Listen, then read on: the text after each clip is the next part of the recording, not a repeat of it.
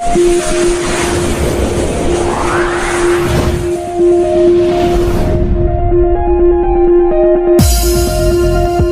जी, परमानंद Kushwaha ji, doctor Sunil Tiwari ji,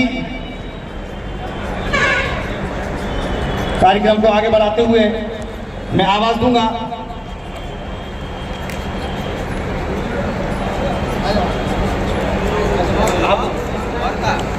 मंत्री जी को और भी प्रोग्रामों में जाना है और इसलिए मैं 4 लाइनों के साथ आवाज दूंगा कि सारे नामों से किनारा कीजिए और गठबंधन गठबंधन पुकारा कीजिए, पुकारा कीजिए। और यही कहती है झांसी ललितपुर लोकसभा कि प्रदीप जैन जी एक बार फिर से संसद का रुख दोबारा कीजिए। आदरणीय प्रदीप जैन आदित्य जी।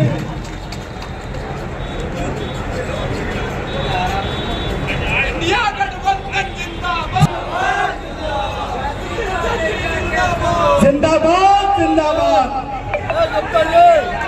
जिन्होंने पूरी दुनिया में हमारी बुंदेली माटी का नाम गौरवान्वित किया और कल भी जॉर्डन में दुनिया के 43 देशों का नेतृत्व जिनकी अध्यक्षता में हो रहे, ऐसे जिन्होंने युवा राजनीति में भी एक क्रांति की थी, चाहे वो बुंदेलखंड डिग्री कॉलेज हो और चाहे सहकारिता हो, ऐसे हमारे बड़े भाई डॉक्टर चंद्रपाल सिंह यादव जी, हम चाहते जोरदार उनके लिए ताली बजाएं।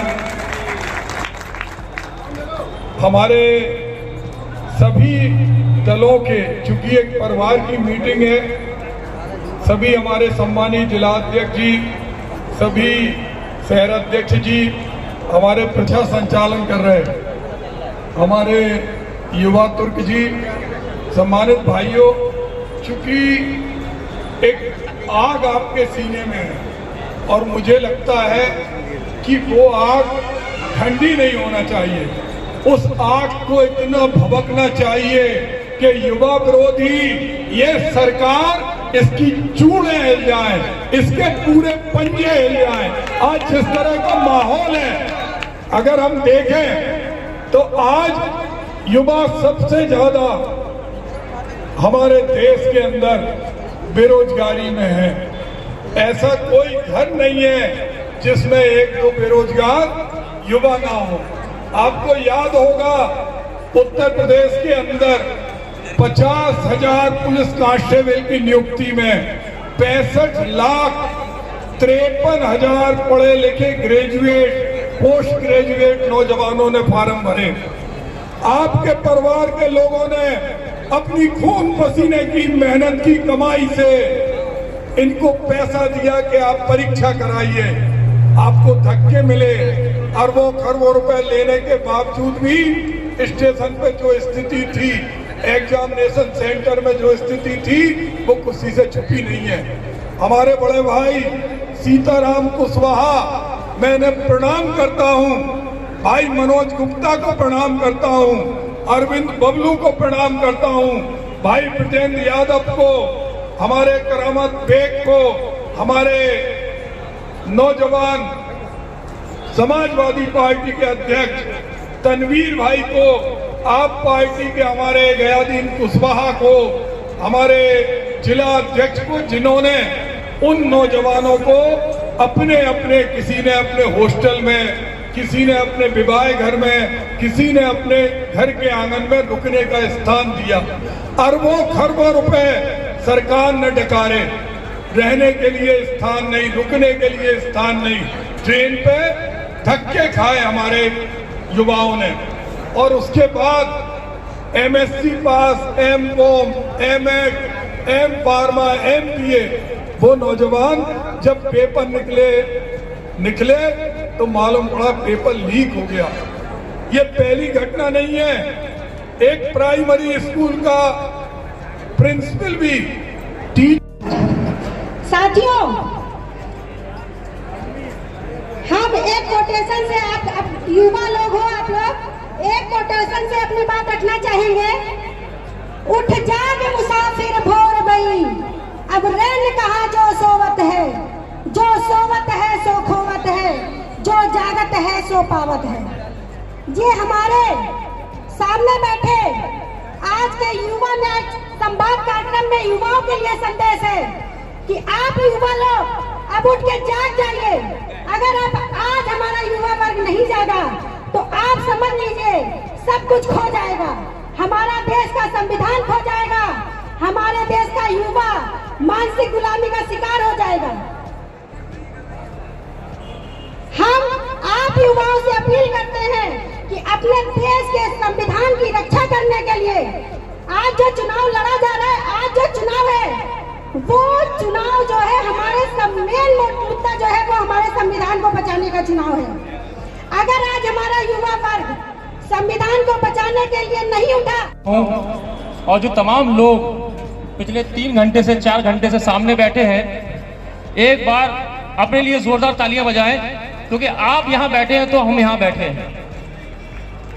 और हमारे बीच में तमाम जो लोग यहां बैठे हैं मंच पे, सबका नाम लेना हमारे लिए मुश्किल होगा, लेकिन मैं शुरुआत करता हूं बुंदेलखंड की आन बान और शान, निसंकोच अगर किसी को बुंदेलखंड का लोह पुरुष की उपाधि मिलना चाहिए, माननीय डॉक्टर चंद्रपाल सिंह यादव जी को मैं उनका अभिनंदन करता हूं और स्वागत करता हूं।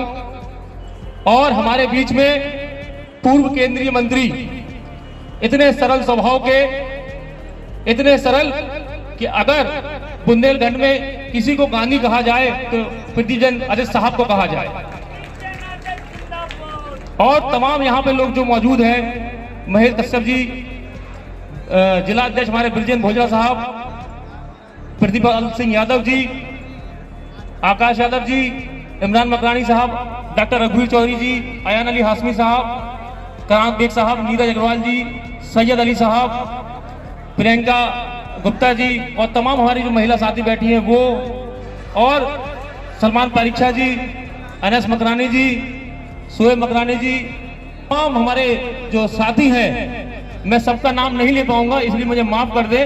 मैं अपनी बात को आगे बढ़ाते हुए, क्योंकि आप लोग कम से कम 3 घंटे से बैठे हुए हैं, मैं आपका ज्यादा समय नहीं लूंगा, क्योंकि हमसे पहले सारे लोगों ने आपको ये सारी चीजें बताई कि वर्तमान में जो भाजपा सरकार चल रही है उसने झूठे वादे के अलावा आपसे कुछ नहीं किया। जब सरकार 2014 में भाजपा की आने की उम्मीद उस टाइम लगी थी, लोगों में उम्मीद जगाई थी, उन्होंने 15 लाख देने का वादा किया, युवाओं को देने का, नौकरी देने का वादा किया। यहाँ पे ज्यादातर 70% युवा बैठे हैं। बताइए कितने लोगों को भाजपा सरकार में नौकरी मिली? किसी के जानने वाले को मिली हो या मोहल्ले में किसी को मिली हो तो वो हाथ उठा के बताए। किसी को भी नौकरी नहीं दी। आज मैं सुबह जब अपने ऑफिस से निकल रहा था तो मैंने अपने रैक को खोला तो मुझे वहां पे अपना समाजवादी पार्टी के कार्य का एक लेटर मिला, जो पिछले 5 साल में जब 2012 से 2017 तक समाजवादी पार्टी सरकार रही तो समाजवादी पार्टी ने जो कार्य किए तो मैं देख के अचंभित हो गया कि एक सरकार ऐसी भी थी हमारी समाजवादी की कि जिसने 5 साल के छोटे कार्यकाल में इतने अनेकों कार्य कर दिए कि उसके लिए मुझे पूरा एक पन्ना भरना पड़ा और पूरा पन्ना लेके आना पड़ा। और मैं चाहूंगा कि उसको आप सुने। मेरे झांसी के कार्य अगर आप गिने 5 साल के, तो समाजवादी पार्टी में अगर 500 बेड का अस्पताल देने का काम किया तो माननीय डॉक्टर चंद्रपाल सिंह यादव जी की सिफारिश पे अखिलेश यादव जी ने 500 बेड का अस्पताल दिया, जिसमें कोरोना के काल में, जब कोरोना फैला हुआ था, महामारी फैली हुई थी, लोग अपनी जानें गंवा रहे थे, तब समाजवादी पार्टी का वो अस्पताल आपके काम आया। युवाओं खिलाड़ियों को अगर सम्मान देने का कार्य किया गया, हॉकी का अंतरराष्ट्रीय लेवल का मैट वाला स्टेडियम में बनाया गया प्लेग्राउंड, वो समाजवादी पार्टी की देन है। आपके सीपरी ब्रिज वो समाजवादी पार्टी का देन है। पावर प्लांट ललितपुर का जो आपका लगा है वो समाजवादी पार्टी की देन है। आपके अनेकों का, आपका एरज का पुल समाजवादी पार्टी की देन है। ऐसे अनेकों कार्य जो समाजवादी पार्टी ने छोटे से कार्यकाल में 5 साल के कार्यकाल में झांसी में किए। युवाओं को नेता पूर्व सांसद आदरणीय चंद्रपाल यादव जी, लोकप्रिय उम्मीदवार, संघर्षशील और ईमानदार आदरणीय प्रदीप आदित्य जैन जी, उत्तर प्रदेश युवा कांग्रेस के अध्यक्ष दीपक शिवहरे जी, कांग्रेस पार्टी, समाजवादी पार्टी, आम आदमी पार्टी और सभी इंडिया गठबंधन के हमारे सम्मानित नेतागण, सामने बैठे हमारे नौजवान साथियों, लंबे समय से चर्चा हो रही है और बहुत सारे विषयों पर हम सब लोगों ने चर्चा किया और चर्चा को सुना। कांग्रेस पार्टी, इंडिया गठबंधन, समाजवादी पार्टी जो नौजवानों के लिए जो गारंटी लेकर आई है, जो उनका नौजवानों को आने वाले दिनों में नौजवानों के लिए जो उनका रोड मैप है और देश में जो नौजवानों के सामने बेरोजगारी की चुनौती है, नौजवानों के सामने शिक्षा की चुनौती है, नौजवानों के सामने उनके अधिकारों की चुनौती है और एक ऐसी सरकार जो अहंकारी सरकार है, जो देश के अंदर नौजवान जब अपने हक अधिकार की बात करता है तो दमन करने का काम करती है। तो अब सवाल हमारे सामने है कि हम इस सरकार को हटाएंगे कैसे। एक ऐसी सरकार, आप रोज कहते हैं इस बात को कि मीडिया के लोग हमारा सहयोग नहीं करते, हम रोज इस बात को कहते हैं कि हमारी जो गारंटी है वो सबसे अच्छी है, हम रोज इस बात को कहते हैं कि हमारे जो युवाओं के लिए जो न्याय गारंटी है उसमें 1 लाख नौजवानों को देने की बात है, उसमें हमारे गारंटी में 30 लाख रोजगार देने की बात है। लेकिन सवाल यह है कि ये लोगों के बीच जाएगा कैसे। तो आज जो युवा न्याय संवाद है, मैं समझता हूं कि इस लोकसभा के अंदर सबसे बड़ी जिम्मेदारी जो इंडिया गठबंधन से जुड़े हमारे नौजवान साथी हैं, जो इंडिया गठबंधन से जुड़े हमारे छात्र संगठनों के साथी हैं, सबसे ज्यादा जिम्मेदारी उनके ऊपर है। और मैं समझता हूं कि आज अगर आप संकल्प लेंगे कि 25 दिन का चुनाव बचा हुआ है और आप इस बात का संकल्प लेंगे कि 25 दिन आप अपना आज क्या कार्यक्रम गठबंधन दलों का, इंडिया गठबंधन दलों का आज युवा न्याय कार्यक्रम है, जिसमें मुख्य अतिथि जिन्होंने अंतर्राष्ट्रीय माठी में झांसी का नाम गौरवान्वित किया, डॉक्टर चंद्रपाल सिंह यादव जी हैं, हमारे कांग्रेस के राजा विश्व प्रताप हैं, आप पार्टी के दुबे जी हैं और सभी जिलाध्यक्ष युवाओं के और छात्र सभा के, सबका एक ही लक्ष्य है कि पिछले 5 साल में बुंदेलखंड में सबसे ज़्यादा बेरोजगारी हुई। ख़ास तौर से झांसी ललितपुर में हर दिन कोई ना कोई युवा जो कहीं नौकरी कर रहा था उसकी छटनी की। हमारे सांसद जी खामोश होके लोकसभा में बैठते हैं, जनता के बीच में आते नहीं हैं और जब भ्रष्टाचार की आवाज़ उनकी ही पार्टी की छात्र का ही उठाती है तो भी उनके मुंह में ताला लगा रहता कि भ्रष्टाचार को हम क्यों रोकें।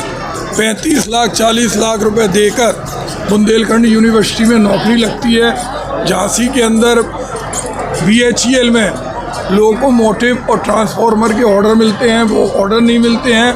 ऐसे में युवाओं ने एक सवाल यहाँ के स्थानीय सांसद जो पिछले 5 सालों से हैं उनसे पूछा है कि वे उंगलियों पर गिन के 10 आदमियों के नाम बताएं जिन 10 आदमियों को उन्होंने नौकरी दिलाई हो, जिन आदमियों को उन्होंने रोजगार दिलाया हो। वरना इन युवाओं ने हजारों ऐसे युवाओं के नाम इकट्ठे किए हैं जिनको टेम्पररी सर्विस से भी, कॉन्ट्रैक्ट की नौकरी से भी निकाला गया, चाहे वो ग्रासलैंड में काम करते हों, चाहे मेडिकल कॉलेज के अंदर काम करते हों, चाहे रेलवे में सफाई का काम करते हों। वो सारे नौजवान आज सांसद जी से पूछना चाहते हैं कि उनको जनता के सामने ये बताना पड़ेगा कि उन्होंने युवाओं के साथ ये अन्याय क्यों किया। आज हम सब लोग इस बात के लिए कृत संकल्पित हैं कि इंडिया गठबंधन ने एक जो न्याय योजना बनाई है कि जिस युवा को रोजगार नहीं मिलेगा उसको 1 लाख रुपए सालाना दिया जाएगा और आते ही 20 लाख लोगों को नौकरी मिलेगी। और किसी गरीब परिवार का अगर युवा है तो उसकी माँ को 1 लाख रुपए साल मिलेगा। ये हम लोगों का संकल्प है और इस संकल्प में सारे युवाओं ने कहा कि हम चुप नहीं बैठेंगे, ये लड़ाई लंबी चलेगी और हम अपना हक लेकर आए। मौजूदा सांसद का कहना है कि वो विकास के नाम पर वोट मांग रहे हैं। उन्होंने विकास किया या विनाश, ये तो उन्हें बताना चाहिए। आज ऐसा कोई नौजवान नहीं है जिसके स्कूटर का चालान ना हो, कार का चालान ना हो।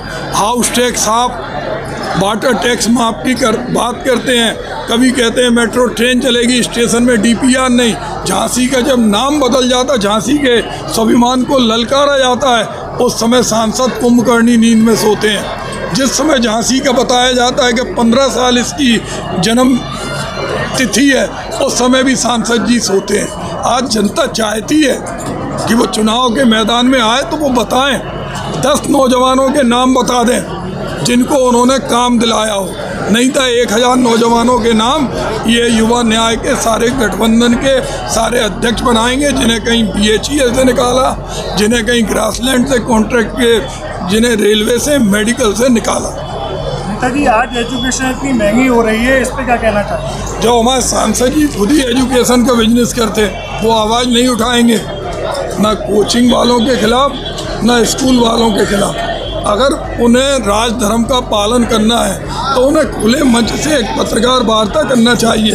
प्रदेश में उनकी सरकार है, नगर निगम उनकी है, जिला पंचायत उनका है। 15,000 मकान टूट रहे थे, सांसद जी सो रहे थे जब हमने NGT में अपने बेटे से सुप्रीम कोर्ट में रिट डलवाई, जिस पर उन 15,000 मकान मालिकों को राहत मिली। आज क्या कारण है कि ये जनता सिर्फ मोदी के नाम पे वोट दे? क्यों दे? आपका अपना भी कोई व्यक्तित्व है, आपने क्या किया? युवा आज वो हिसाब चाहते हैं।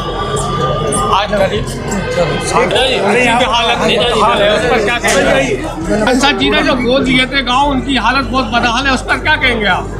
देखिए, आप इस बात को अच्छी तरीके से जानते हैं कि सांसद जी ने पिछले 5 साल में पूरे क्षेत्र में कोई विकास का काम तो किया नहीं, यहाँ तक कि लोगों से संपर्क भी नहीं किया। गोद लेने वाले गांव तो 2 हो सकते हैं, 4 हो सकते हैं, लेकिन मैं तो गारंटी के साथ इस बात को कहता हूँ कि पिछले 5 साल में कोई विकास का काम इस क्षेत्र में नहीं हुआ। केवल एक काम जरूर हुआ, झांसी रेलवे स्टेशन का नाम बदल दिया।